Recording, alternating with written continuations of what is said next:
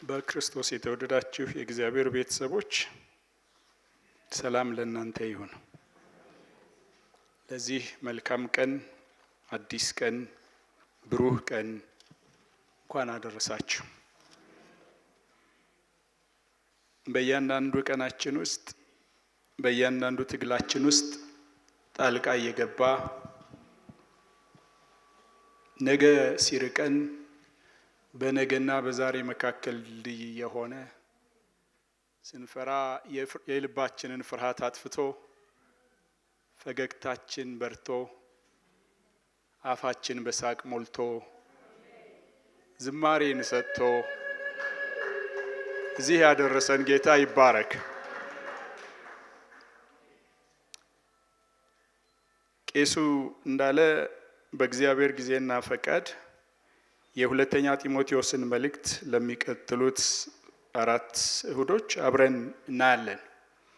የአንደኛ ጢሞቴዎስ መልእክት በቤት ህብረቶች ተጠንቷል፣ እየተጠናም ነው። ጤናማ ህይወት፣ ጤናማ አምልኮ፣ ጤናማ አገልግሎት በሚል ርዕስ ለመጽሐፍ ቅዱስ ጥናት በሚሆን መልክ ተዘጋጅቶ እየተሰጠ ነው። በዚያ ጥናት በግሌ በጣም ተጠቅሜበታለሁ። አብረውኝ በቢሮ ከሚያገለግሉና ከሚሰሩ ወንድሞችና እህቶች ጋር ረጅም ጊዜ ወስደን አጥንተነዋል። በጣም ተጠቅሜበታለሁ። የማህበሯ ምእመናንም አገልጋዮችም እንደሚያተርፉበት በጣም እርግጠኛ ነኝ። ሁለተኛ ጢሞቴዎስን ደግሞ እንዲህ በእሁድ አምልኮ አብረን በጋራ እንድናየው ወደድን። በዚህ መጽሐፍ ውስጥ ብዙ ሀሳቦችን ልናነሳ ብንችልም ትልቁ ትኩረት ዋነኛው ነገር ወንጌልና ወንጌላዊው ነው። ለወንጌል የተጠራው ወንጌላዊ በተጠራበት ወንጌል እንዳያፍር፣ ስለተጠራበት ወንጌል እንዳይደክም፣ ስለተጠራበት ወንጌል እንዳይሸማቀቅ፣ በዚያ በወንጌል ልክ መኖር እንዲችል፣ በወንጌል ልክ መናገር እንዲችል፣ በወንጌል ልክ ማሰብ እንዲችል፣ በወንጌል ልክ መመላለስ እንዲችል በእምነት አባቱ የሆነው ሐዋርያው ጳውሎስ፣ መምህሩ የሆነው ሐዋርያው ጳውሎስ፣ አስተማሪው የሆነው ሐዋርያው ጳውሎስ የመጨረሻ ማበረታቻውን የላከበት መልእክት ነው። ይህን መልእክት እያጠናሁ እያነበብኩ እንዲህ ለማስተማር ስዘጋጅ አንድ ነገር ትዝ አለኝ። የዛሬ 40 ዓመት አካባቢ በጣም ወጣት በነበርኩበት ጊዜ አካባቢያችን አብያተ ክርስቲያናት ወይም ቤተ ክርስቲያን መካነ ኢየሱስ ብቻ ነበር የነበረችው። በደርግ ተዘግታ አምልኮ ቤቷ ተወስዶ በድብቅ ነበር የምናመልከው፣ በድብቅ ነበር የምንሰበሰበው እና በወር አንድ ጊዜ እየተሰባሰብን በምንተዋወቅበት ኮድ እየተጠራራን ከከተማ ወጥተን የ2 ሰዓት ከምናምን መንገድ ርቀን ሄደን ስናመልክ አድረን የእግዚአብሔርን ቃል ስንካፈል ስንጸልይ አድረን እንመለሳለን። በየወሩ አንድ ጊዜ። በሌሎቹ ቀኖች ደግሞ በየቤቱ እየተገናኘን እንጸልያለን እና ቢያንስ በሳምንት አንድ ጊዜ አንድ ጥፊ እንቀምሳለን። ቢያንስ በሳምንት አንድ ጊዜ እንሰደባለን። በጣም ከታደልን ደግሞ በየቀኑ ይደጋግመናል እና በዚያ ሁኔታ ውስጥ እያመለክን እያገለገልን ባለበት ጊዜ አንድ ቀን በጌታ ያሳደጉኝ ቄስ ፈልጋለሁ ወደ ቤትና አሉኝ። ብዙ ጊዜ እሳቸው ሲጠሩን እንፈራለን። ያው ጎረምሶች ስለሆንን ደግሞ ምን አጥፍቼ ብለን እንላለን፣ ደግሞ ምን ተሳስቼ ይሆን ብለን እንላለን እና ላለመሄድ ፈለግኩ።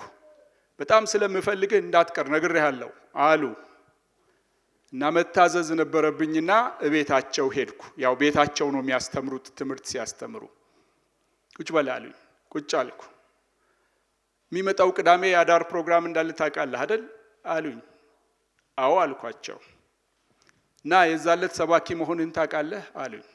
እንዴ እኔ አልኩ። አዎ አንተ አሉ።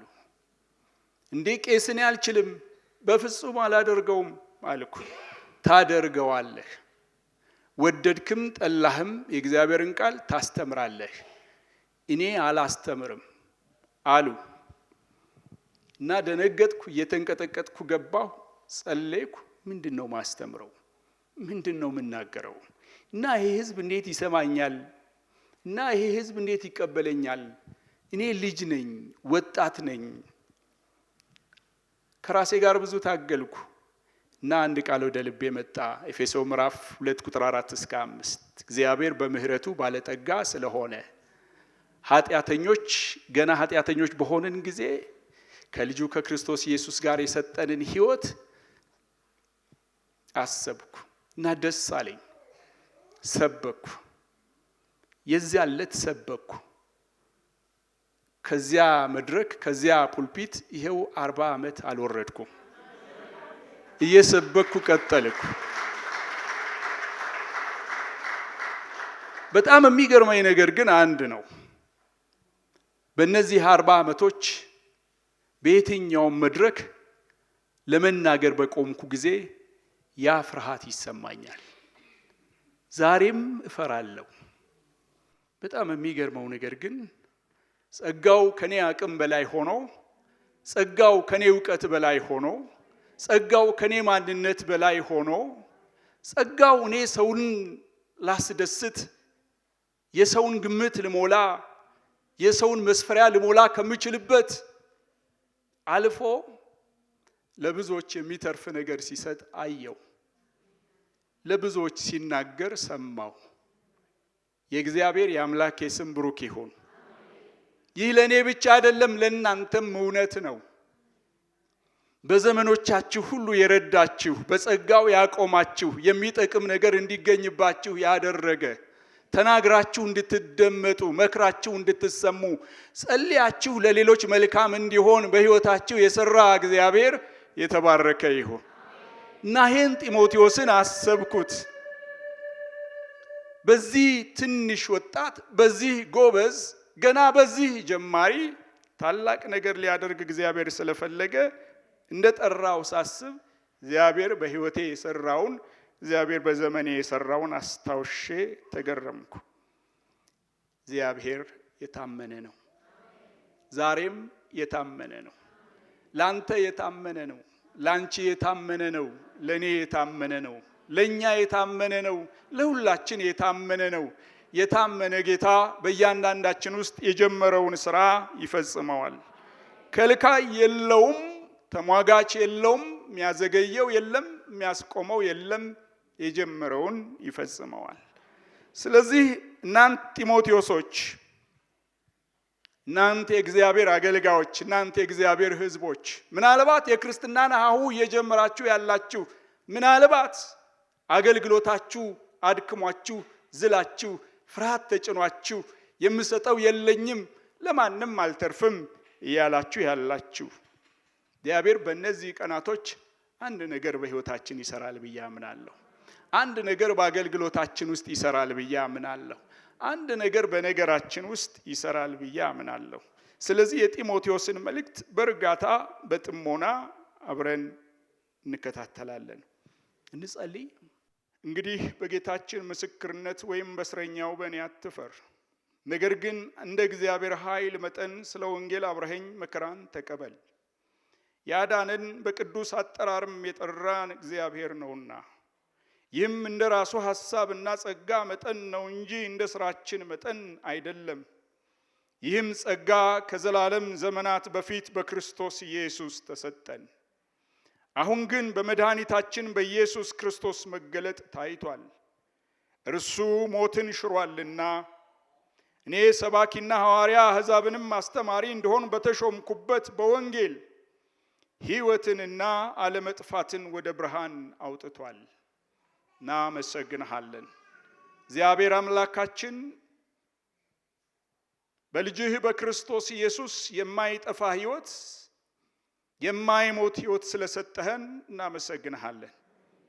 ደግሞ እንድናገለግልህ የመንግስት ሰራተኞች እንድንሆን እግዚአብሔር ሆይ ስለ ስምህ በሕዝብ በአሕዛብ መካከል ስለ ስምህ በሕያዋን ሁሉ መካከል እንድንናገር እንድንመሰክር ይሄን ሕይወት እንድንኖር ስላደልከን በኢየሱስ ክርስቶስ ስም እናመሰግንሃለን። ይሄ ታላቅ ስጦታ ነው። ይሄ ድንቅ ስጦታ ነው። ይሄ ብርቱ ስጦታ ነው። እናመሰግንሃለን። በዚህ ህይወት ልክ እንድንኖር፣ በዚህ ህይወት ልክ እንድናገለግል፣ በዚህ ህይወት ልክ እንድናስብ፣ በዚህ ህይወት ልክ እንድንመላለስ እግዚአብሔር የዘላለም አምላክ በሰጠህን በዚህ ህይወት ልክ እንድንከብር፣ በዚህ ህይወት ልክ እንድናከብርህ ቅዱሱ መንፈስህ በቅዱሱ ቃልህ የልባችንን ጨለማ ያስተሳሰባችንን ጨለማ እንዲያበራ እንጸልያለን። ቅዱሱ ቃልህ መንገዳችንን እንዲያበራ እንጸልያለን። ቅዱሱ ቃልህ በኑሯችን መካከል ያለውን ጨለማ፣ በህብረታችን መካከል ያለውን ጨለማ እንዲያበራ እንጸልያለን። ቅዱሱ ቃልህ እግዚአብሔር ሆይ ዛሬ እንዲመጣ፣ መፈወስ ያለባቸው ቁስሎች እንዲፈወሱ፣ መበርታት ያለባቸው ጉልበቶች እንዲበረቱ፣ ማምለጥ ያለባቸው ሰዎች እንዲያመልጡ ቅዱሱ ቃልህ እንዲመጣ እግዚአብሔር ሆይ ዘመን ጊዜያቸውን መዋጀት ያለባቸው እንዲነሱ፣ መፍጠን እንዲሆንላቸው፣ መገስገስ እንዲሆንላቸው ቅዱሱ ቃልህ እንዲመጣ ጸጋቸውን የጣሉ እግዚአብሔር ሆይ ጸጋቸውን ያዳፈኑ እንደገና በጸጋ መቀጣጠል እንዲሆንላቸው ይሄን ጊዜ ጌታ ሆይ ላንተ እናስገዛለን። ያንተ ይሁን ይሄ ጊዜ፣ የልብህን የምትናገርበት ይሁን ይሄ ጊዜ፣ በልባችን ውስጥ የምትሰራበት ጊዜ ይሁን ይሄ ጊዜ፣ ሰውነታችን የሚፈወስበት ይሁን ይሄ ጊዜ፣ እኛነታችን የሚታደስበት ይሁን ይሄ ጊዜ ስለሚሆን እናመሰግንሃለን።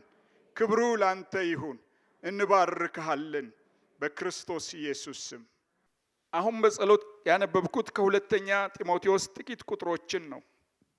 ግን እንደዚህ ላድርግ። መጽሐፍ የያዛችሁ መጽሐፋችሁን ከፍታችሁ፣ መጽሐፍ ያልያዛችሁ ጆሮአችሁን ከፍታችሁ ስሙኝና ላንብበው። እንደዚህ ይላል።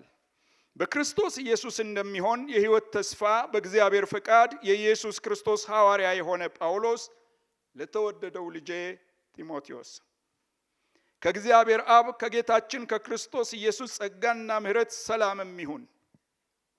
ሌትና ቀን በልመናዬ ሳላቋርጥ ስለማስብህ እንደ አባቶቼ አድርጌ በንጹሕ ሕሊና የማመልከውን እግዚአብሔርን አመሰግናለሁ። እምባህን እያሰብኩ በደስታ እሞላ ዘንድ ላይህ እናፍቃለሁ። በአንተ ያለውን ግብዝነት የሌለበትን እምነትህን አስባለሁ።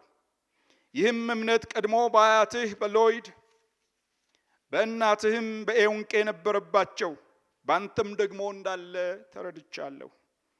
ስለዚህ ምክንያት እሳት እንደሚያቀጣጥል ሰው እጆቼን በመጫኔ በአንተ ያለውን የእግዚአብሔርን ስጦታ እንድታነሳሳ አሳስብሃለሁ። እግዚአብሔር የኃይልና የፍቅር ራስንም የመግዛት መንፈስ እንጂ የፍርሃት መንፈስ አልሰጠንምና። እንግዲህ በጌታችን ምስክርነት ወይም በእስረኛው በእኔ አትፈር፣ ነገር ግን እንደ እግዚአብሔር ኃይል መጠን ስለ ወንጌል አብረኸኝ መከራ ተቀበል። ያዳነን በቅዱስ አጠራርም የጠራን እግዚአብሔር ነውና፣ ይህም እንደ ራሱ ሐሳብና ጸጋ መጠን ነው እንጂ እንደ ስራችን መጠን አይደለም። ይህም ጸጋ ከዘላለም ዘመናት በፊት በክርስቶስ ኢየሱስ ተሰጠን። አሁን ግን በመድኃኒታችን በኢየሱስ ክርስቶስ መገለጥ ታይቷል። እርሱ ሞትን ሽሯልና እኔ ሰባኪና ሐዋርያ አሕዛብንም አስተማሪ እንደሆን በተሾምኩበት በወንጌል ሕይወትንና ለመጥፋትን ወደ ብርሃን አውጥቷል። ስለዚህ ምክንያት ይህን መከራ ደግሞ ተቀብያለሁ፣ ነገር ግን አላፍርበትም፣ ያመንኩትን አውቃለሁና የሰጠሁትን አደራ እስከዚያ ቀን ድረስ ሊጠብቅ እንዲችል ተረድቻለሁ። በክርስቶስ ኢየሱስ ባለ እምነትና ፍቅር አድርገህ ከእኔ የሰማኸውን ጤናማ ቃል ምሳሌ ያዝ። መልካሙን አደራ በእኛ በሚያኖረው በመንፈስ ቅዱስ ጠብቅ። በእስያ ያሉት ሁሉ ከእኔ ፈቀቅ እንዳሉ ታውቃለህ። ከእነርሱም ፊሎጎስና ሄርዋጌኔስ ናቸው። ጌታ ለሄኔሲፎሩ ቤተሰቦች ምሕረትን ይስጥ፣ ብዙ ጊዜ አሳርፎኛልና በሰንሰለቴም አላፈረበትም። ነገር ግን በሮሜ ባደረ ጊዜ ፈልጎ አገኘኝ። በዚያ ቀን ከጌታ ምሕረትን እንዲያገኝ ጌታ ይስጠው። በኤፌሶንም እንዴት እንዳገለገለኝ አንተ በደህና ታውቃለህና ይላል። ይሄ ሁለተኛው ጢሞቴዎስ መልእክታተ መጋቤ ተብለው የሚታወቁ ሶስቱ የሐዋርያው ጳውሎስ መልእክቶች አንዱ ነው። አንደኛ ጢሞቴዎስ፣ ሁለተኛ ጢሞቴዎስና ቲቶ መልእክታተ መጋቤ ወይም የመጋቢው መልእክት ወይም ለመጋቢው መልእክት ይባላሉ። እነዚህን ሶስቱን መጽሐፎች ያየናቸው እንደሆነ በዚህ ሐረፍተ ነገር ልንሰበስባቸው እንችላለን። ጤናማ ቃል፣ ጤናማ ሃይማኖት ለጤናማ ሕይወት የሚል ሐሳብ ሊይዙ ይችላሉ። አንደኛ ጢሞቴዎስ ምዕራፍ 1 ቁጥር 10 እንደዚህ ይላል። ይቅርታ የብሩክ እግዚአብሔርንም ክብር እንደሚገልጥ ለእኔ አደራ እንደተሰጠኝ ወንጌል ብሎ ይላል። የእግዚአብሔር ክብር የሚል ሐሳብ እዚህ ታገኛላችሁ። ደግሞ ቲቶ ላይ ምዕራፍ 1 ቁጥር 3 እንደዚህ ይላል። ለእኔ አደራ በተሰጠኝ ስብከት ቃሉን ገለጠ ይላል። ቃሉን ገለጠ፣ የእግዚአብሔርን ቃል ታገኛላችሁ እዚህ። ደግሞ ሁለተኛ ጢሞቴዎስ ምዕራፍ 1 ቁጥር 11 ላይ እኔ ሰባኪና ሐዋርያ አሕዛብንም አስተማሪ እንደሆን በተሾምኩበት በወንጌል ሕይወትንና አለመጥፋትን ወደ ብርሃን አውጥቷል ብሎ ይላል። ሁለተኛ ጢሞቴዎስ ምዕራፍ 1 ቁጥር 11 ሕይወትንና አለመጥፋትን ብሎ ይላል። የእግዚአብሔር ሕይወት። እነዚህ ሶስቱ መጽሐፎች በእነዚህ ዋና ሐሳቦች ውስጥ ሊሰፍሩ ይችላሉ። እንግዲያውስ ለነዚህ ለሁለቱ ወጣት አገልጋዮች ይሄ ከሆነ እውነቱ፣ ወንጌል ይሄን የሚያመጣ ከሆነ፣ ወንጌል የእግዚአብሔርን ክብር የሚገልጥ ከሆነ፣ ወንጌል የእግዚአብሔርን ቃል የሚገልጥ የእግዚአብሔርን ፈቃድ የሚገልጥ ከሆነ፣ ወንጌል የእግዚአብሔርን ሕይወት የሚሰጥ ከሆነ እንግዲያውስ ወንጌል አያሳፍርም እና በወንጌል አትፈሩ፣ ወንጌልን ተናገሩ ብሎ ለነዚህ ሁለት ወጣቶች ለጢሞቴዎስና ለቲቶ ይነግራቸዋል። ይሄ አሁን የምናየው ለጢሞቴዎስ የተላከውን ሁለተኛውን መልእክት ነው። ስለ ሐዋርያው ጳውሎስ መጽሐፍ ቅዱስን የምታውቁ የሐዋርያ ሥራ መጽሐፍ በደንብ የምታነቡ ሰዎች እርግጠኛ ነኝ ብዙ የምታውቋቸው ነገሮች አሉ። ከ12ቱ ሐዋርያት ቀጥሎ የመጣ ሐዋርያ ነው። ለማሳደድ ለማጥፋት በተነሳና ፈቃድ አግኝቶ ይሮጥ በነበረ ጊዜ በመንገድ ላይ ኢየሱስ የተገለጠለት ሐዋርያ ነው። የምታሳድደኝ እኔ የናዝሬቱ ኢየሱስ ነኝ፣ የመውጊያውን ብረት ብትቃወም ይብስብሃል ተብሎ የተባለ እንግዲያውስ ምን ላድርግ ብሎ ያለ፣ ከዚያ ጊዜ ጀምሮ እንዲያደርግ የተነገረውን ለማድረግ የተጋ ሐዋርያ ነው ሐዋርያው ጳውሎስ። ጳውሎስ በእስያ ለተተከሉት አብያተ ክርስቲያናት በቀጥታ ወይም በተዘዋዋሪ አስተዋጽኦ ያበረከተ ነው። በጣም ብዙ አብያተ ክርስቲያናት ተተክለዋል። አብዛኞቹን የተከላቸው እሱ ነው። አብዛኞቹ ደግሞ ለመተከላቸው አስተዋጽኦ አድርጓል። አገልጋዮችን ልኳል፣ አገልጋዮችን አሰማርቷል እና አስተምሯል፣ ገስጿል፣ መክሯል። ብዙ እግዚአብሔር በሕይወቱ ሰርቷል። ጳውሎስ ጌታ በመንገድ ላይ ተገልጦለት ወደ ሐዋርያቱ በመጣ ጊዜ እጅግ የተቆጣ አሳዳጅ ገዳይ ስለነበረ አንቀበለውም ብለው በፈሩትና በተጠራጠሩት ጊዜ በርናባስ የሚባል ሰው በሕይወቱ ጣልቃ ገብቶ አውቃለሁ፣ እኔ ምስክር ነኝ፣ እግዚአብሔር ተገልጦለታል፣ እግዚአብሔር ጠርቶታል፣ እውነተኛ ምስክር ነው ብሎ ሐዋርያቱን እንዲቀበሉት፣ ሐዋርያቱን እንዲያምኑት፣ እኔ ከእርሱ ጋር ወንጌል አገለግላለሁ ብሎ ወንጌል እንዲያገለግል የረዳው ሰው ነው። ይሄ በርናባስ በሕይወቱ ያደረገው ነገር፣ ይሄ በርናባስ ለእርሱ ያደረገው ነገር አንዳች ነገር ጥሎበት ሄዶ ሰው ጥሎ ማለፍ የማይሆንለት፣ በተለይ ስለተጠሩት ነፍሱ የምትጨነቅ፣ በተለይ እግዚአብሔር ለሚፈልጋቸው እግዚአብሔር ለሚለያቸው ሁሉ ቀኝ እጁን የሚሰጥ የታመነ ሐዋርያ ነው ሐዋርያው ጳውሎስ። ለወንጌል ባለው ፍቅርና ቅናት ትውልዱ ለተጠራበት አገልግሎት እንዲለይና እንዲበቃ ዘወትር ይተጋ የነበረ ነው። የትጋቱ አንዱ ማሳያ ጢሞቴዎስ ነው። ጢሞቴዎስን የመሰለ ልጅ ያሳደገ ሐዋርያ ነው። ጢሞቴዎስን የመሰለ ልጅ ያበቃ ሐዋርያ ነው። እግዚአብሔር ይመስገን። እዚህ እንድንደርስ ወንጌል እንድናገለግል፣ ለክርስቶስ እንድንሆን፣ ለእግዚአብሔር መንግስት እንድንበቃ፣ ለብዙዎች ለእግዚአብሔር መንግስት እንድንተርፍ በእኛ ሕይወት ስራ ለመስራት ስለደከሙት፣ ዋጋ ስለከፈሉት፣ ስለተራቡት፣ ስለተጨነቁት፣ ስለተሰደዱት ሁሉ እግዚአብሔር ይመስገን። እግዚአብሔር ዘመናቸውንና ትውልዳቸውን ይባርክ። እጃችንን ይዘው መንገድ አሳይተው ስናጠፋ ተቆጥተው ገስጸውና መክረው ሲደክመን ጸልየው ስናዝን አጽናንተው ሲከፋን ባጠገባችን ሆነው አባት፣ እናት፣ እህት፣ ወንድም፣ ታላቅ መካሪ ሆነው እዚህ ለመድረሳችን የተሰጣቸውን የፈጸሙ አባቶችና እናቶች፣ ታላላቆቻችን፣ ወንድሞችና እህቶች ይባረኩ። እግዚአብሔር በሕይወታችሁ እዚህ እንድትደርሱ በአንድም በሌላ መንገድ ሰዎችን ተጠቅሟል። በአየር ላይ አልበቀላችሁም፣ እንዲሁ እዚህ አልደረሳችሁም። የሆነ ሰው ጸልዮላችኋል፣ የሆነ ሰው መክሯችኋል፣ የሆነ ሰው አስተምሯችኋል፣ የሆነ ሰው ከእናንተ ጋር ነበረ። በቅርብ ወይም በሩቅ፣ በቀጥታ ወይም በተዘዋዋሪ የሆነ ሰው ስለእናንተ አንብቷል፣ ስለእናንተ አልቅሷል። እግዚአብሔር ስለእነርሱ ይባረክ። ጳውሎስ እንደዚህ አይነት አገልጋይ ነው። በጣም ብዙዎችን ረድቶ ያሳደገ አገልጋይ ነው እና ከልጆቹ አንዱ ለሆነው ለጢሞቴዎስ ይህን መልእክት ልክለታል።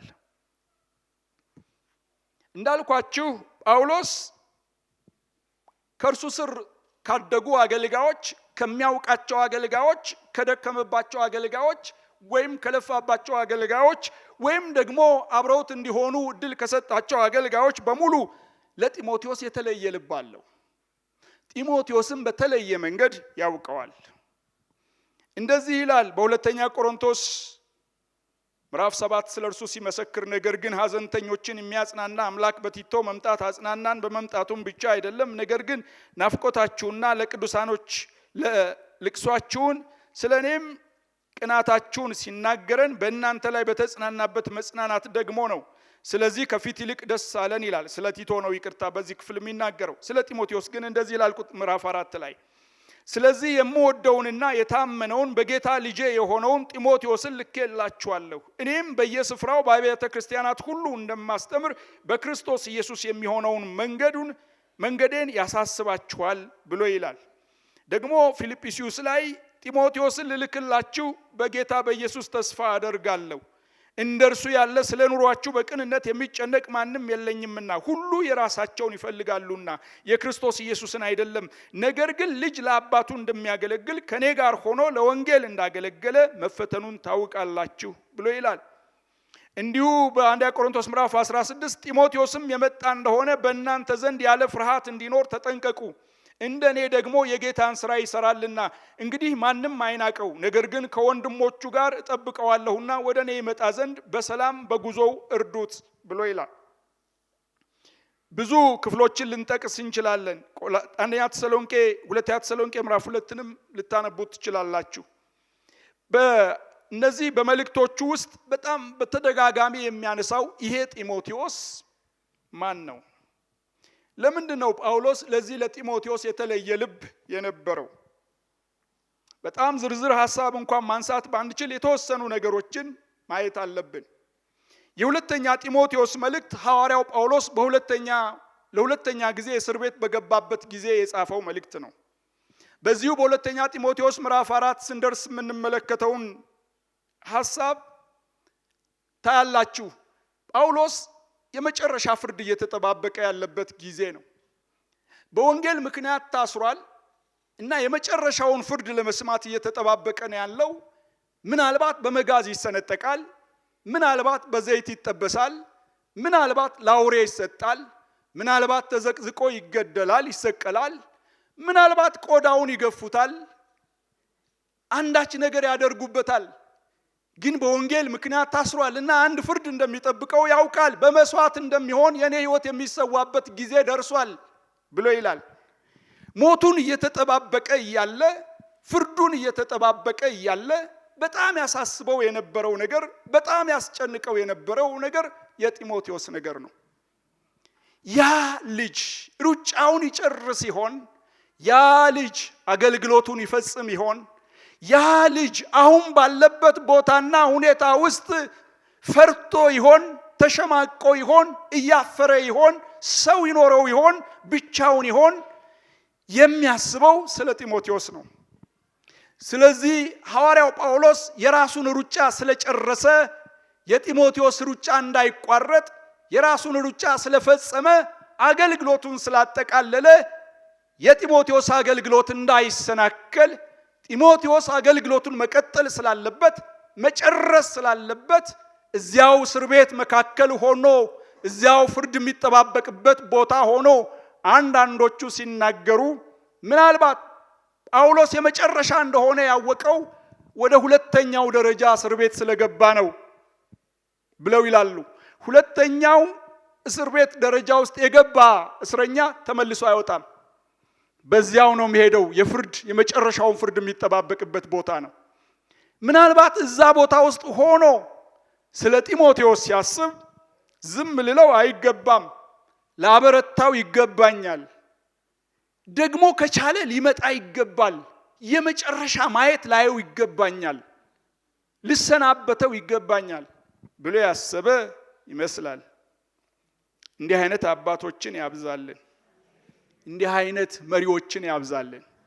እንዲህ አይነት አስተማሪዎችን ያብዛልን።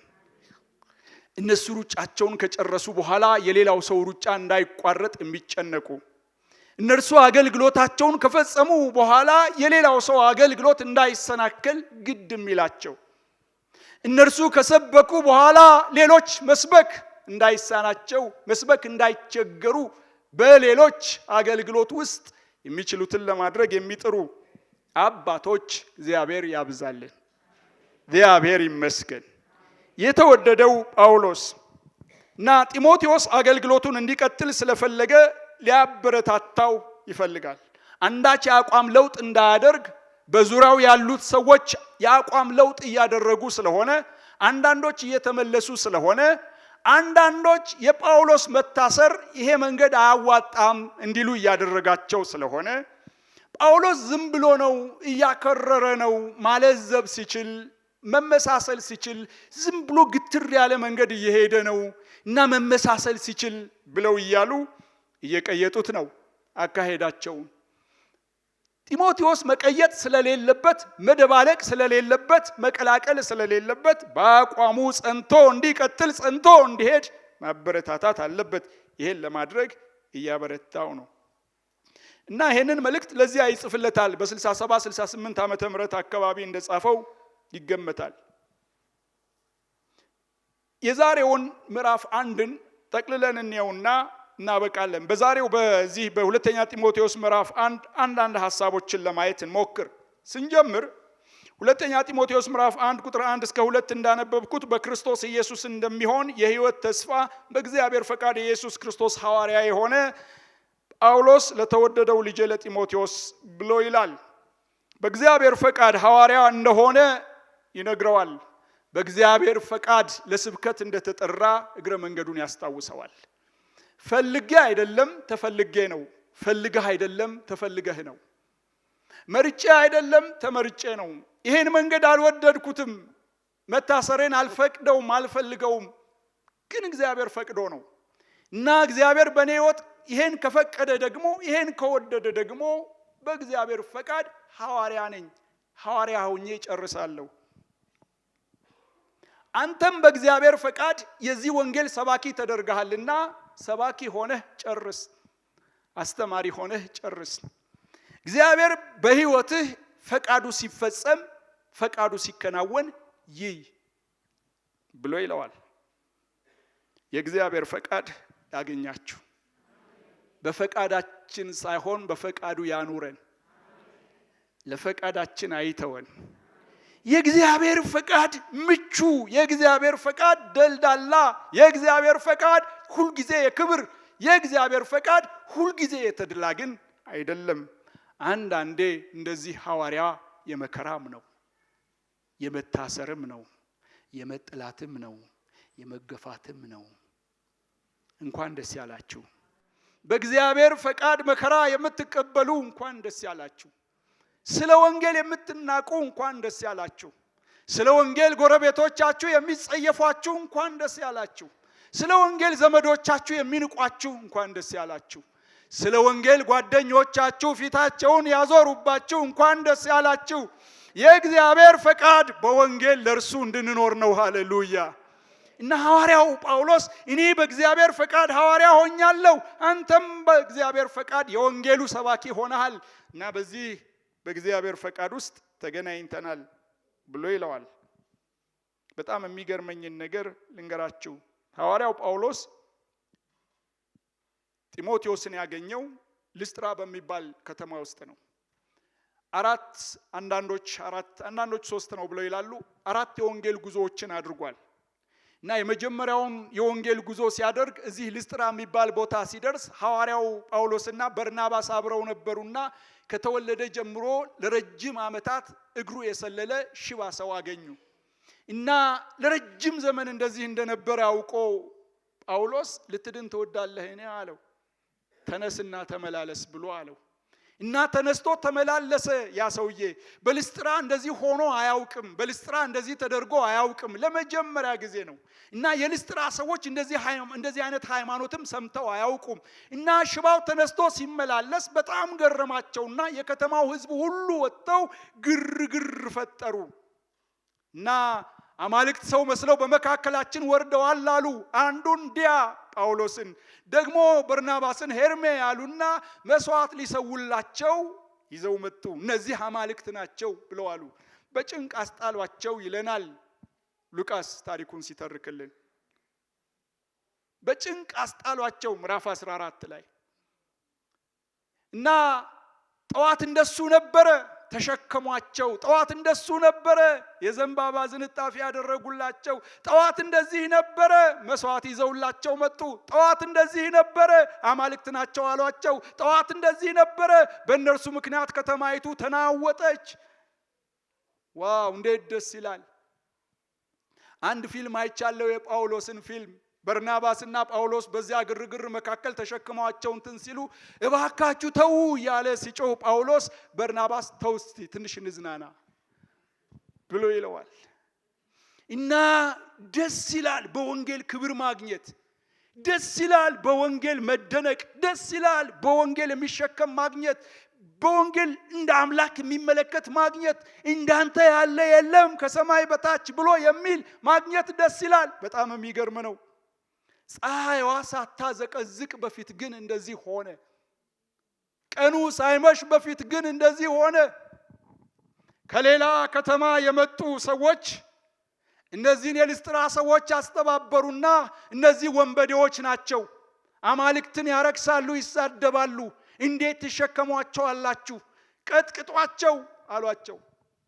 አወረዱና ቀጠቀጧቸው። መሬት ለመሬት ጎተቷቸው። የሞቱ መስሏቸው ከከተማ አውጥተው ወረወሯቸው። እና እነ ጳውሎስ አዋራቸውን አራግፈው ተመልሰው መጡ ወደ ከተማ። ደቀ መዛሙርቱን አጸኑ።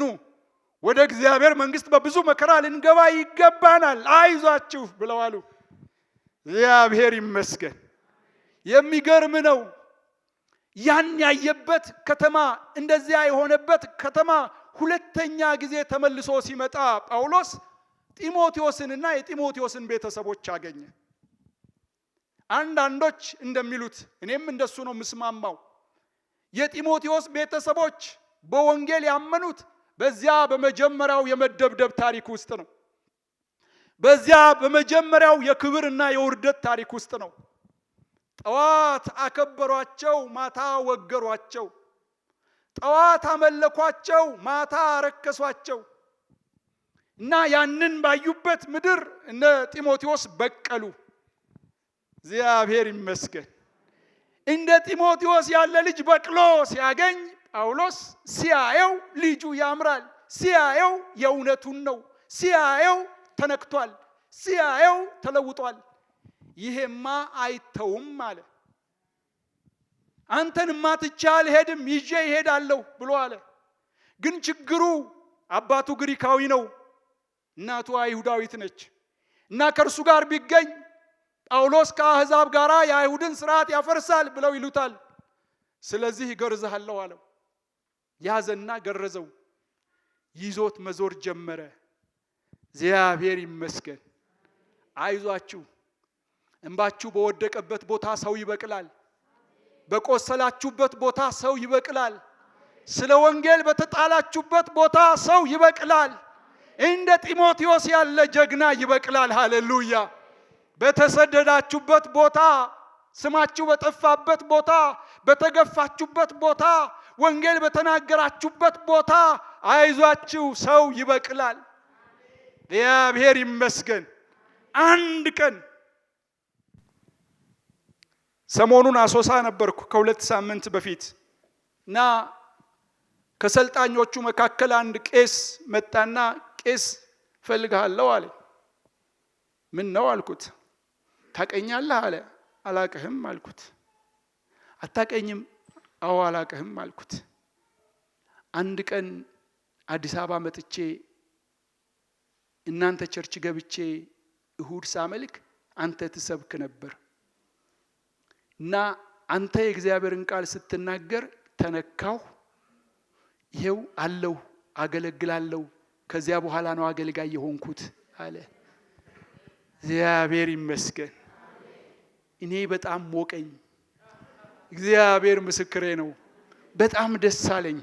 ለካ በከንቱ አይደለም እዛ መድረክ ላይ የቆምኩት፣ በከንቱ አይደለም የሰበኩት፣ በከንቱ አይደለም የጸለይኩት። ለካ ሰዎች ተደርሰዋል፣ ለካ ሰዎች ተነክተዋል አለ። ከዚያ በኋላ ደሴ ነበርኩ። ደሴ መካነ ኢየሱስ 3 ቀን አሰለጠንኩ፣ አስተማርኩ፣ ኮንፈረንስ ነበር፣ አገለገልኩ እና አንድ ቄስ ይፈልጋል ከወደ ወልዲያ የመጣ ተባልኩ። መጣ። እዚህ ታለችው አያልነሽ የምትባል እና መጣ። ፈልጋለሁ አለኝ። ምን ነው አልኩት። ታውቃለህ ባንተ ስብከት ጌታን እንዳገኘው አለኝ። እውነት አልኩት። አዎ እግዚአብሔር ይመስገን። እናንተ ሰዎች ስራ እየተሰራ ነው። ስለ ወንጌል መከራ የምንቀበለው እንዲሁ አይደለም። ስለ ወንጌል የምንደክመው እንዲሁ አይደለም። ዘመናችንን የሰጠነው እንዲሁ አይደለም። ተርበን ቢሆን የምንራበው እንዲሁ አይደለም። ታርዘን ቢሆን የምንታረዘው እንዲሁ አይደለም። በቆምንበት ሰው እየበቀለ ነው። በደረስንበት ሰው እየበቀለ ነው። እግዚአብሔር ትውልድን እያገኘ ነው። እግዚአብሔር ትውልድን እየዋጀ ነው። ሃሌሉያ። እና ጢሞቴዎስ ለጳውሎስ እንደዚህ ያለ አገልጋይ ነው። እነዚህን ነገሮች ላስታውስ። አንደኛ ጢሞቴዎስ ምዕራፍ 1 ቁጥር 2 እንደዚህ ይላል፣ ከእግዚአብሔር አብ ከጌታችን ከክርስቶስ ኢየሱስ ጸጋና ምሕረት ሰላምም ይሁን ብሎ ይላል። ጸጋ፣ ምሕረት፣ ሰላም ይሁንልህ ብሎ ይለዋል። ማንኛውም መልእክት የሚልክ ጸሐፊ በዚያን ዘመን ሰላምታ ማቅረብ የተለመደ ነው። የጳውሎስ ሰላምታ ግን በጣም የተለየ ነው። በሌሎቹ 13 ወንጌላዊ መልእክቶች ውስጥ ሲጽፍ ምናልባት ካንድ ሌላ ተጨማሪ መልእክት በቀር እንደዚህ አይልም። ይሄኛው ይለያል። ጸጋ፣ ሰላም፣ ምሕረት ይላል። ምሕረትን ይጨምርበታል። ለምን እንደሆነ ብዙ ባይገባኝም ግን እውነቱ ይሄ ይመስለኛል። ጢሞቴዎስ ወደፊት መሄድ ካለበት ከትላንት መፋታት አለበት። ጢሞቴዎስ ወደፊት ማለፍ ካለበት የትላንትና ሸክሙን መጣል አለበት። የትላንትና ኮተቱን መጣል አለበት። የትላንትናው ኮተቱ ከርሱ የሚወድቀው ደግሞ በምህረት ነው። እርሱ ባጠፋውና ባጎደለው እንዲሁም ሌሎች በእርሱ ላይ ባደረሱበት በደል ከመብሰልሰል ከመቆጨትና ከመበሳጨት ወጥቶ ወደፊት ለመራመድ እንዲችል ለራሱም ሆነ ለሌሎች የእግዚአብሔርን ምህረት ማወጅ ያስፈልገዋል። እግዚአብሔር ይመስገን። ምህረት ይሁን፣ ምህረት ይሁን፣ ምህረት ይሁን። ላሳመሙን ምህረት ይሁን፣ ለጎዱን ምህረት ይሁን፣ እንዲሁ ለጠሉን ምህረት ይሁን፣ ለገፉን ለተጋፉን ምህረት ይሁን፣ ፊታቸውን ላከበዱብን ምህረት ይሁን፣ ከጀርባችን ክፉ ለተናገሩብን ምህረት ይሁን።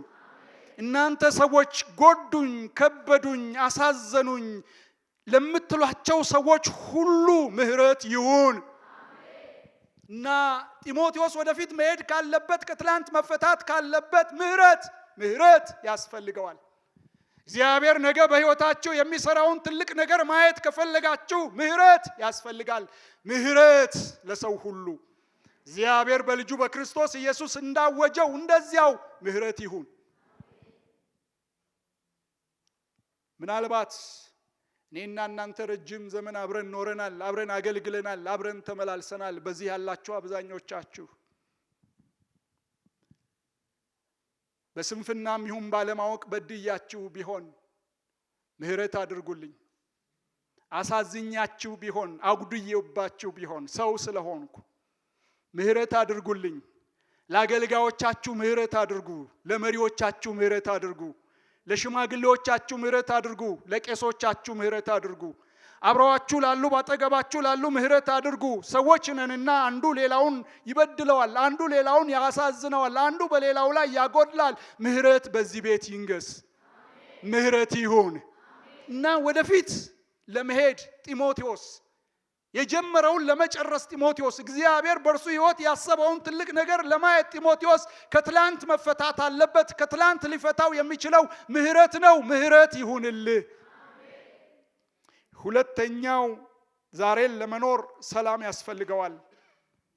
በዛሬው ሕይወትና አገልግሎቱ በሙሉ አቅሙ ለመኖርም ሆነ ለመስራት ከራሱ ከሌሎችና ከጠራው ጌታ ጋር ሰላምን መከተል ይኖርበታል። የአሸናፊነትና ተሸናፊነት ስሜት ሳይወጥረው ሰላምን የሚናገርና የሚዘራ መሆን አለበት። በትግል መኖር ይብቃ፣ በውድድር መኖር ይብቃ፣ በመጠላለፍ መኖር ይብቃ። ሰላም በእግዚአብሔር ቤት ይንገስ። ሰላም በቅዱሳኑ መካከል ይንገስ። ሰላም በድርድር የምናመጣው አይደለም፣ መንፈስ ቅዱስ በሕይወታችን የሚገልጠው ነው። ሰላም በሕይወታችን ይግለጥ። ሰላም በሕይወታችን ይብቀል። በሰላም መኖር፣ በሰላም ማገልገል፣ በሰላም መመላለስ ይሁንልን። የሰላም ጠላት ዲያብሎስ በኢየሱስ ስም ከዚህች ማህበር የተመታ ይሁን። ምክንያትና ሰበብ የሚፈልግ በወንድሞች መካከል ጠብና መከፋፈል የሚዘራ በወንድሞች መካከል መለያየትን የሚሰራ የትኛውም የጨለማ ኃይል በኢየሱስ ስም ከዚህ ህብረት የራቀ ይሁን። ሰላም ለዚህች ማህበር ይሁን። ሰላም ለአገልጋዮቿ ይሁን። ሰላም ለሽማግሌዎቿ ይሁን። ሰላም ለጸሎት ቡድን ይሁን። ሰላም ለመዘምራን ይሁን። ሰላም ለዲያቆናት ይሁን። ሰላም ለምእመኑ ይሁን። ሰላም ለሕፃናቶቻችን ይሁን። ሰላም ለወጣቶቻችን ይሁን። ሰላም ለአዛውንት አሮጊቶቻችን ይሁን። ሰላም ይሁን። ሃሌሉያ። ሰላም ለእናንተ ይሁን ያለ የእግዚአብሔር ልጅ ኢየሱስ ሰላሙን በልባችን ሊያነግስ ሰላሙን በመካከላችን ሊያነግስ የመጣ የእግዚአብሔር ልጅ ኢየሱስ እርሱ የሰበከልን ወንጌል፣ እርሱ የሰጠን ወንጌል የሰላም ወንጌል ነው። ሰላም በልባችን ይንገስ። ወንጌልን መስበክ ካለበት፣ በወንጌል መኖር ካለበት፣ በወንጌል መክበር ካለበት ሰላም ያስፈልገዋልና ሰላም ላንተ ይሁን ይለዋል። ወደፊት ወደሚቀጥለው ቀን መሻገር ካለበት ጸጋ ያስፈልገዋል። ከፊቱ የሚጠብቀውን አገልግሎት ሲያስብ በእርሱ የሚሰራውን የእግዚአብሔርን ጸጋ ማሰብ አለበት።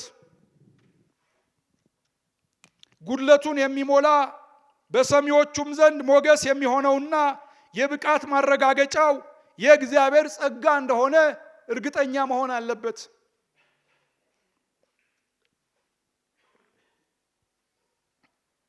የሆነው በጸጋው ነው።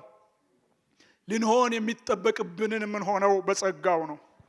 ጉድለታችንን የሚሞላው ጸጋው ነው። ሞገስ የሚሆነን ጸጋው ነው። ተናግረን እንድንሰማ የሚያደርግ ጸጋው ነው። ለሌሎች እንድንተርፍ የሚያደርገን ብቃታችን ጸጋው ነው። ጸጋ ካንተ ጋር ይሁን ይለዋል። ምህረት ያስፈልግሃል። ከትላንቱ ለመፈታት ዛሬን ለመኖር ሰላሙ ያስፈልግሃል። ወደ ነገ በድፍረት ለመሻገር ቀና ብለህ ለመሄድ ለመናገር ጸጋው ያስፈልግሃል። ጸጋው ካንተ ጋር ይሁን ብሎ ይለዋል። ይሄን ይለውና በታሪክህ አትፈር ብሎ ይለዋል። በቀደመ ማንነትህ አትፈር። እንባውን እያየ እንባህን እያሰብኩ በደስታ ሞላ ዘንድ ላይህ ናፍቃለሁ ብሎ ይላል። ልብ በሉ፣ ታስሯል። መሞቻውን እየጠበቀ ነው። ወደ እኔና ብሎ እየጠራው ነው እና ትዝ የሚለው የጢሞቴዎስ እንባ ነው። ጢሞቴዎስ ምናልባት ጳውሎስ በተለየው ጊዜ አልቅሷል። ጢሞቴዎስ ምናልባት ጳውሎስ ስለታሰረ አሁንም እያለቀሰ ነው። ጢሞቴዎስ ምናልባት አሁንም አገልግሎቱ ስለከበደው እያለቀሰ ነው እና አልቃሻ ነው፣ ያለቅሳል። ግን ይሄ እንባ ዝም ብሎ እንባ አይደለም። የሞኝነት እንባ አይደለም። የመነካት እንባ ነው። የግብዝነት እንባ አይደለም። በእምነት የሆነ እንባ ነው። የማስመሰል እንባ አይደለም፣ የፍቅር እንባ ነው። እና አልቃሻ በመሆንህ አትፈር። ተነክተህ ከሆነ፣ በርቶልህ ከሆነ፣ ተገልጦልህ ከሆነ አልቅስ። ማልቀስህ አያሳፍርም። በትላንትናው ታሪክህ አትፈር። እንደማደግ አይበልህ። ወንድ ልጅ አያለቅስም ዘራፍ አትበል። ወንጌል ካስለቀሰ ይለቀሳል። ጌታ ከነካ ይለቀሳል። መንፈስ ቅዱስ ከነካ ይለቀሳል። በእድሜ ማደግ፣ በእውቀት ማደግ እና በኃላፊነት ማደግ ትላንቱን እንዳላዋቂነት አድርጎ እንዲመለከት አያደርገውም። ስላደግ፣ አሁን ትልቅ ሰው ስለሆንክ፣ አሁን ስላወቅ፣ አሁን ከተማ ስለገባህ፣ አሁን ከትልልቅ ሰዎች ጋር ስለተቀላቀልህ በወንጌል ምክንያት ታለቅስ የነበረውን ለቅሶ አትፈርበት ብሎ ይለዋል። እግዚአብሔር ይመስገን። ብዙ ነገር ሆነናል፣ ግን አናፍርበትም። በእምነት ቤተሰቦችህ አትፈር ብሎ ይለዋል። ይህም እምነት ቀድሞ በአያትህ በሎይ በእናትህም በዮንቄ ነበረባቸው፣ በአንተም ደግሞ እንዳለ ተረድቻለሁ። ቤተሰቦቹ ዛሬ እርሱ ያለበት ደረጃ ላይ ባይሆኑም የእነርሱን አስተዋጽኦ መዘንጋት የለበትም። እነርሱ በሕይወቱ የሰሩትን መርሳት የለበትም። ምክንያቱም ጳውሎስ በልስጥራ አገኘው፣ ወደ ኤፌሶን አመጣው። በልስጥራና በኤፌሶን መካከል ደግሞ ልዩነቱ የትየለሌ ነው። ስለ ልስጥራና ስለ ኤፌሶን እየሄድን በደንብ እያየን እንመጣለን። ልስጥራ የገጠር ከተማ ነች፣ ትንሽ።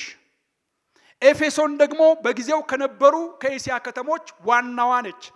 በጣም ትልልቅ ንግዶች ይካሄዱባት የነበረች፣ በጣም ብዙ ጣዖታቶች የነበሩባት፣ ኢምፔሪያል ከልት የሚባል የንጉስ አምልኮ የሚባል አምልኮ ይካሄድባት የነበረ፣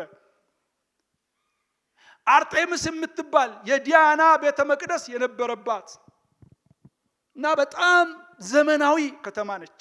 ከዚያ ገጠር መጥቶ እዚህ ዘመናዊ ከተማ ውስጥ የአንድ ቤተ ክርስቲያን መጋቢ ሲሆን፣ የኤፌሶን ቤተ ክርስቲያን መጋቢ ሲሆን እንዲያደራጅ ሲሾም የትላንትናዎቹን ወንድሞቹን አሳዳጊዎቹን ሊረሳቸው አይገባም። በእነሱ አትፈር። በወንጌል አለማፈር ማለት በአባቶቻችን አለማፈር ነው። በወንጌል አለማፈር ማለት ባሳደጉን ሰዎች አለማፈር ነው። ባገለገሉን ሰዎች አለማፈር ነው። እውነትን በነገሩን ሰዎች አለማፈር ነው። ማፈር የለበትም። በእናትና አባት አለማፈር ነው። በክርስቶስ ባሳደጉን ወላጆቻችን ማፈር የለብንም። ዘመን ሲለወጥ፣ አስተምሮ ሲለወጥ፣ ልምምድ ሲለወጥ፣ ሃይማኖት ሲለወጥ፣ መንፈሳዊነት ሲለወጥ፣ ዘመናዊ ሲመስል እየረቀቀ ሲመጣ እጃችንን ይዘው ዳዴ ባሉን ወላጆቻችን ማፈር የለብንም። በወንጌል አለማፈር ማለት በክርስቶስ ባሳደጉን ሰዎች አለማፈር ማለት ነው። እግዚአብሔር ይመስገን። እና በትላንትና አትፈር ብሎ የሚለው ይመስላል። በትላንትና ብቻ አይደለም፣ በዛሬም አትፈር። በተቀበልከው ሕይወት አትፈር። የሆንከውን ሁሉ የሆንከው በእግዚአብሔር ስለሆነ አትፈር። ያዳነን በቅዱስ አጠራርም የጠራን እግዚአብሔር ነው ብሎ ይለዋል። እና የሆነልን በጸጋው ነውና አትፈር። እንደርሱ ሐሳብና ጸጋ መጠን ነው እንጂ እንደ ስራችን መጠን አይደለም። ተምረን አይደለም እዚህ የደረስነው፣ ተለማምደን አይደለም እዚህ የደረስነው። ያቆመን ጸጋው ነው፣ ያበቃውን ጸጋው ነው። ስለዚህ አትፈር ብሎ ይለዋል። እግዚአብሔር ይመስገን። እኔ የሚገርመኝ ይሄ ነው። እዚህ ስቆም የምትበልጡኝን ሰዎች ሳይ ደነግጣለሁ። በብዙ ነገር የምትበልጡኝን ሰዎች እንዴት ነው ትንሹ ሰውዬ ቆሞ ለሚበልጡት የሚበቃው ካላችሁ፣ ጸጋው ነው። ከጸጋው ውጪ ሌላ ምንም ሊባል አይችልም። ጸጋው ነው እና በጸጋው አይታፈርም። አትፈር። እግዚአብሔር ይመስገን። እናንተ የዚህ ማህበር አገልጋዮች አትፈሩ። በጸጋው አትፈሩ። የሆነው በጸጋው ነው። ያበቃን ጸጋው ነው። የሾመን ጸጋው ነው። እድል የሰጠን ጸጋው ነው። ስለዚህ ለሁሉ አገልጋዮች ነን። የእግዚአብሔር የአምላካችን ስም ብሩክ ይሁን። ያኔ ልጆች ነበርን ባልኳችሁ ጊዜ በከተማችን ውስጥ ይታወቅ የነበረ አንድ መንግስት ባለስልጣን፣ የፓርቲ አለቃ የነበረ ባለስልጣን የነበረ ሰው ጌታን ተቀበለ እና የኔ ቄስ ያልኳችሁ ቄስ ካሉ አሉ ነው። ቄስ አበራ ያውቃቸዋል። እና ሰውየው ጌታን ተቀብሏል፣ ለገሰ ይባላል። ጌታን ተቀብሏል እና ታስተምሩታላችሁ አሉ። ማን አልኩ። ታስተምረዋለህ ሄደዋል። እኔ አልኩ እንዴ አይሆንም፣ እንዴት ተብሎ? ሰውየው እኮ ትልቅ ሰው ነው፣ በከተማው የታወቀ ትልቅ ሰው ነው፣ ያውም የፓርቲ መሪ የነበረ ሰው ነው። አይቻልም አለ። ትሄዳለህ አሉ እና ሄድኩ። ለገሰ ቤት ሄድኩ። ሳንኳኳ ተከፈተልኝ። ማን ነው አለ። እሱ ነው አለች ሰራተኛዋ። ገባ ስላየኝ ዘሎ ብድግ አለ። እንዴ ቁጭ በል እንጂ አልኩት። አረ አንተ ሳትቀመጥ አለኝ።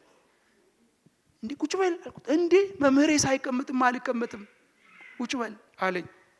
ተቀመጥኩ እና አስተማርኩት። ሰማኝ፣ አለቀሰ፣ ተንበርክኮ ጸለየ፣ ጌታን አመሰገነ እና እኔ ደነገጥኩ። የእውነት ነው ይሄ ሰውዬ አልኩ እና ጨርሼ ስወጣ ለገሰ ካልሸኘሁህ አለኝ። እንዴ ራስ ሸኘኝም ኖ ካልሸኘው አለ። ወጣ ከቤት። 3 ልብስ የለበሱ፣ ድሮ ልብስ ይለበሳል ታውቃላችሁ፣ እና የፓርቲውን ልብስ የለበሱ ጓደኞቹ ከዛ እየመጡ ነው እሱ እኔን እየሸኘ። ለጌ ታዳስ አሉት። ታዳስ እንዴት ናችሁ ጓዶች አለና ተዋውቁት፣ መምህሬ ነው አላቸው። እንዴ አሉ።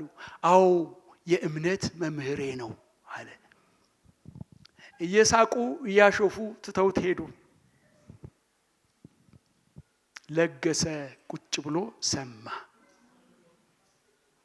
ጸጋው ነው። ከሱ በላይ ስለማውቅ አይደለም፣ ከርሱ በላይ ስለምፈራ አይደለም፣ ከርሱ በላይ ስለምከበር አይደለም።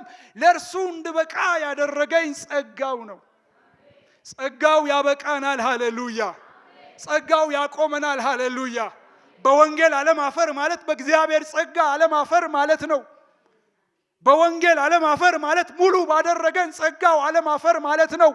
የትኛውም አደባባይ ላይ አያሳፍርም፣ የትኛውም መድረክ ላይ አያሳፍርም፣ በማንም ፊት አያሳፍርም፣ ከማንም ጋር አያሳፍርም። ጸጋው ለሁሉ የምንበቃበትን ዕውቀትና መገለጥ ሰጥቶናል። እግዚአብሔር ይመስገን። አትፈር በተሰጠህ ጸጋ ብሎ ይለዋል። ደግሞ እንደዚህ ይለዋል፣ በተሰጠህ ስጦታ አትፈር፣ ሰጪው አያሳፍርምና አትፈር። ያመንኩትን አውቃለሁና የሰጠሁትን አደራ እስከዚያ ቀን ሊጠብቅ እንዲችል ተረድቼዋለሁ። በአንተ ሕይወት የጀመረውን እንደሚፈጽም አውቃለሁ። የማያሳፍር አምላክ ስለሆነ፣ ሰጪው የማያሳፍር ስለሆነ፣ ሰጪው የማይለወጥ ስለሆነ፣ ሰጪው የማይደክም ስለሆነ ጸጋ በሰጠህ አምላክ አትፈር። በወንጌል አለማፈር ማለት እንደዚህ ነው። በስጦታው አትፈር። ትንቢት ቢሆን፣ መዘመር ቢሆን፣ መስበክ ቢሆን፣ ማስተማር ቢሆን አትፈር። ከተሰጠህ ተሰጥቷል፣ አትፈር። በተሰጠህ ጸጋ አትፈር። እናንተ የእግዚአብሔር ቤተሰቦች ቅዱሳን ወንድሞችና እህቶች ዛሬ አብረንን እንደ ቤተሰብ አይደለ? እዚህ ያላችሁ ጸጋ የተሰጣችሁ በጸጋችሁ አትፈሩ። እግዚአብሔር ትንቢት ሰጥቷችሁ ከሆነ አትፈሩ። እግዚአብሔር መገለጥ አምጥቶላችሁ ከሆነ አትፈሩ። እግዚአብሔር ትምህርት ሰጥቷችሁ እውነት ሰጥቷችሁ ከሆነ አትፈሩ።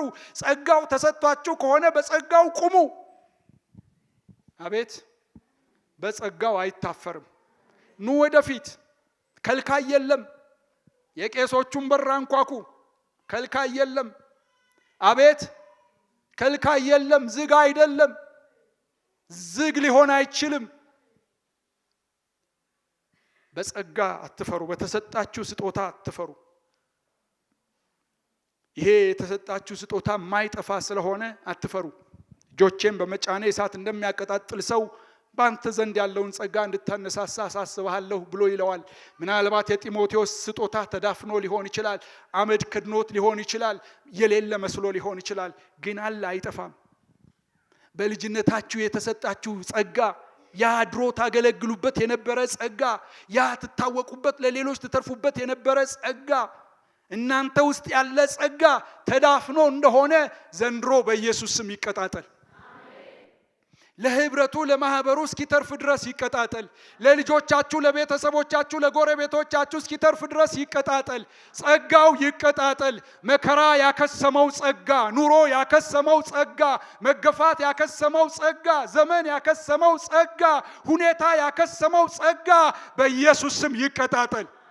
ምናልባት አለመታወቅ ያከሰመው ጸጋ፣ እድል አለማግኘት ያከሰመው ጸጋ፣ ሽሚያው ግፊያው ያከሰመው ጸጋ ዘንድሮ በኢየሱስም በእናንተ ህይወት ይቀጣጠል እና አትፈር፣ በተሰጠ ስጦታ አትፈር፣ አገልግል ብሎ ይለዋል።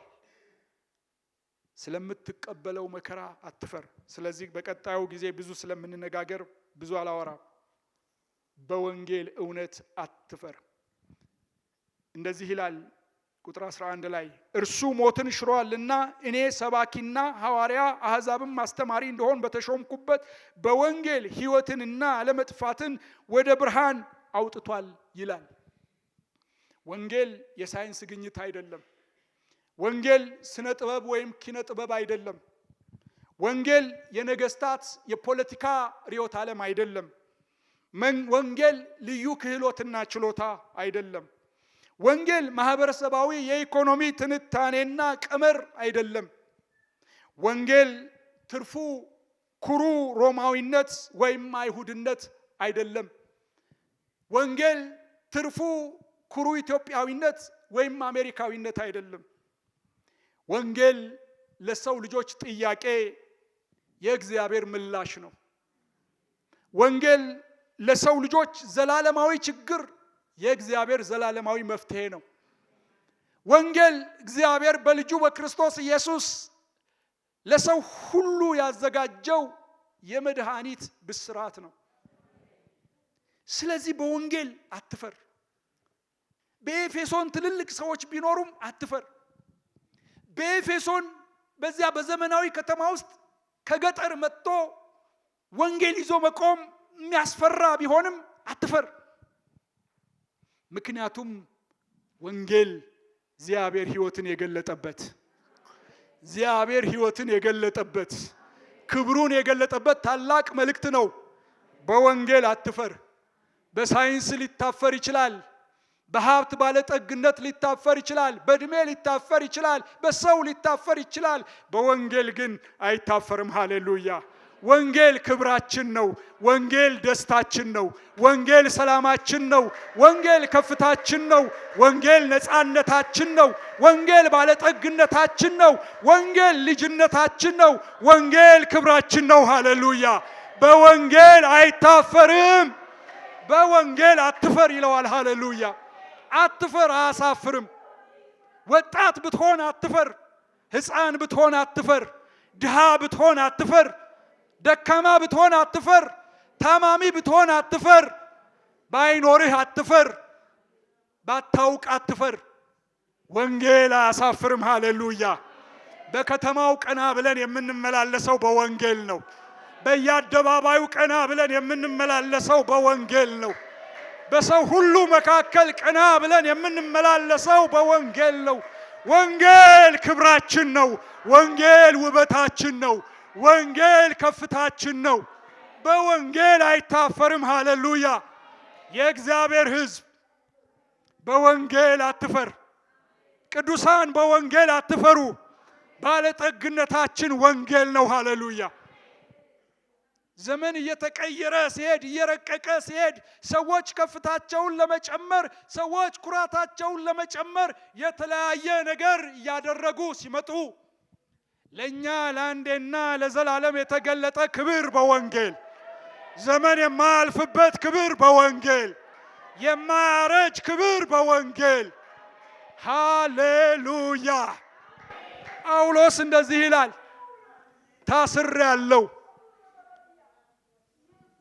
መሞቴ አይቀርም፣ ለመስዋዕት ተዘጋጅቻለሁ። አንተ ግን በወንጌል አትፈር። በፍጹም በወንጌል እንዳታፍር። ስለ ወንጌል በሚመጣ መከራ እንዳታፍር፣ እንዳትሸማቀቅ። ሰይ ልብሳችሁ አርጅቶ ያሳፍራችሁ ይሆናል። ወንጌል ግን አያሳፍርም። ወንጌል ግን አያሳፍርም። የሁላችሁ እድሜያችሁ ሄዶ ምናልባት ደከምኩ አይደል፣ ቆዳ ያሸበሸበ አይደል፣ እያረጀሁ ነው አይደል፣ ቀኖቼ እየሮጡ ነው አይደል ብላችሁ ፈርታችሁ ደንግጣችሁ ሊሆን ይችላል። በወንጌል በየትኛውም እድሜ አይታፈርም። በጉብዝና ጊዜ አይታፈርም። በእርጅና ጊዜ አይታፈርም። የውላችሁ በብዙ ጠባቂ ተከበው ማንም በማይቀርበው መንደር ውስጥ የሚኖሩ ሲወጡና ሲገቡ የሚወራላቸው የከበሩና የታፈሩ የሚመስሉ ሰዎች አንድ ቀን ያ ከፍታቸው ዝቅ ይልና ያ ክብራቸው ይጠፋና አንቱ ወደ አንተ ይቀየርና ደጃቸው መመላለሻ ይሆንና ንብረታቸው ያልቅና ክብራቸው ይወርዳል። ያን ጊዜ በትላንትናው ታሪካቸው ያፍራሉ። ያን ጊዜ በትላንትናው ታሪካቸው ይሸማቀቃሉ። ሁልጊዜ የማያሳፍር ታሪክ፣ ሁልጊዜ የማያሳፍር ክብር፣ ሁልጊዜ የማያሳፍር ክብር። ወንጌል ሃሌሉያ! ወንጌል ሃሌሉያ! ወንጌል ሃሌሉያ! በወንጌል አትፈር። ሰይ እዚህ ግቢ ብቻ እኮ አይደለም፣ እዚህ ቤት ብቻ እኮ አይደለም፣ ሰንበት ሰንበት ብቻ እኮ አይደለም። በየጎዳናው አያሳፍርም፣ በየቀየው አያሳፍርም፣ በየአደባባዩ አያሳፍርም። ጢሞቴዎስ የተገኘኸው በወንጌል ነው፣ የዳንከው በወንጌል ነው፣ የከበርከው በወንጌል ነው፣ የተፈለከው በወንጌል ነው፣ እግዚአብሔር የተቀበለህ በወንጌል ነው። ስለዚህ በወንጌል አትፈር። በወንጌል አትፈር በሉት አጠገባችሁ ያለውን ሰው። በወንጌል አትፈሪ በሏት። አትፈር፣ አትፈሪ። በወንጌል አትፈር። ቀና ብለህ ኑር፣ ቀና ብለህ ሂድ፣ ቀና ብለህ ተናገር፣ ቀና ብለህ ዘምር፣ ቀና ብለህ ተመላለስ። ክብርህ በወንጌል ነው። ወንጌል ያስከብራል። ሃሌሉያ! እንጸልይ። አናፍርም በወንጌል፣ አናፍርም በወንጌል። አንገታችንን አንደፋም በወንጌል፣ አንሸማቀቅም በወንጌል፣ አናንስም በወንጌል። ከፍታችን እየጨመረ ይሄዳል። በወንጌል አናፍርም። እናመሰግንሃለን፣ እናመሰግንሃለን፣ እናመሰግንሃለን። የዚህ ቤት ክብር ወንጌል ነው። የዚህ ህብረት ክብር ወንጌል ነው። ጌታ ሆይ የዚህ ታዳሚ ክብር ወንጌል ነው። የእያንዳንዳችን ክብር ወንጌል ነው። ልጅህን ለእኛ የሰጠህበት ወንጌል፣ ኢየሱስ ክርስቶስ በመስቀል ላይ ያበሰረልን ወንጌል፣ ሞት ወደ ህይወት የተቀየረበት ወንጌል፣ ለዘላለም ነፃ የወጣንበት ወንጌል።